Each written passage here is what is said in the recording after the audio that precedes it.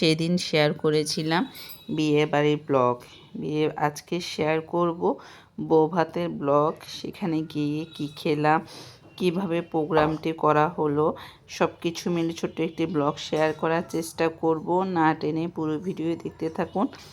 আসসালামু আলাইকুম, কেমন আছেন সবাই? আশা করি সবাই অনেক ভালো আছেন।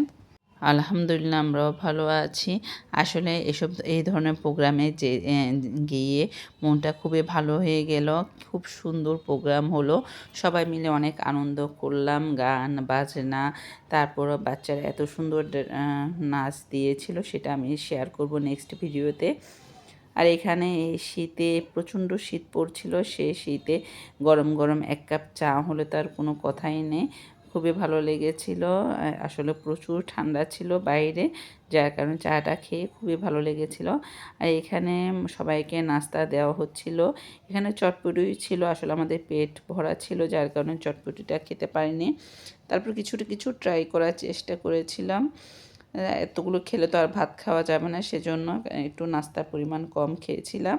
আর এখানে সব মজার মজার খাবার, চিংড়ি মাছের মালাইকারি ছিল, তারপরে চাইনিজ সবজিটা ছিল, তারপরে ছিল চিকেন রোস্ট, আর এখানে বারবিকিউ চিকেন ছিল, তান্দুরি চিকেন যেটাকে বলে সেটা ছিল, তারপরে ছিল নান, পরোটা, মানে যে যেটা খাবে, হয়তো বা যারা ভাত খেতে চায় না তাদের জন্য রুটির ব্যবস্থা করেছে, চিকেনের ব্যবস্থা করেছে। খুবই ভালো লেগেছিল প্রোগ্রামটি।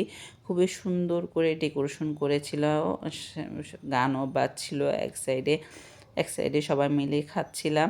আর এখানে কাবাবটা খুবই মজার ছিল, আর বিশেষ করে আমার কাছে বেশি ভালো লেগেছে এদের কাবাবটা।